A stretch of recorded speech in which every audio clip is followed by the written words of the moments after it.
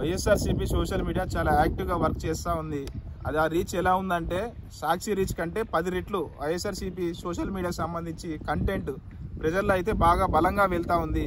దీంట్లో social media YSRCP social media తన పార్టీకి సంబంధించి ఐడియాలతో కాకుండా కొన్ని ప్రైవేట్ ఐడియాలతో అంటే వివిధ రకాల పేర్లతో ఐడియా క్రియేట్ చేసి చాలా బ్రహ్మాండమైన ఎడిటింగ్తో కంటెంట్ కూడా చాలా బాగా చేస్తున్నారు.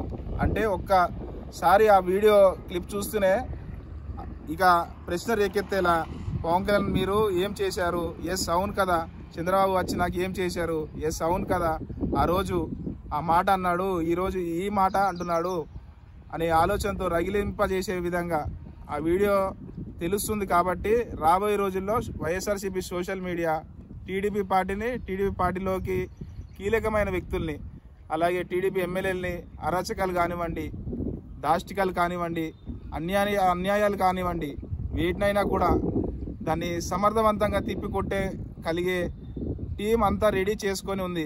అట్లాగే పవన్ కళ్యాణ్కి సంబంధించి పవన్ కళ్యాణ్ క్రేజ్కి సంబంధించి పవన్ కళ్యాణ్ మాటలు ఎన్ని రకాలుగా మారుస్తాడు, ఇక్కడ ఏం మాట్లాడతాడు ఏం మాట్లాడు అనే విషయంలో క్లియర్గా కంటెంట్తో జనాలకి అర్థమయ్యే విధంగా అంటే వాళ్ళకి క్రెడిబిలిటీని తగ్గించే విధంగా చాలా బాగా పనిచేస్తున్నారు.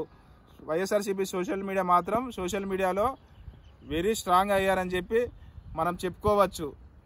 రాబోయే రోజుల్లో ఈ సోషల్ మీడియా ఉపయోగించుకొని జనసేన పార్టీని కానీ టీడీపీ పార్టీని కానీ బలంగా దెబ్బతీసేందుకు మేము నిరంతరం కృషి చేస్తూ ఉన్నాము.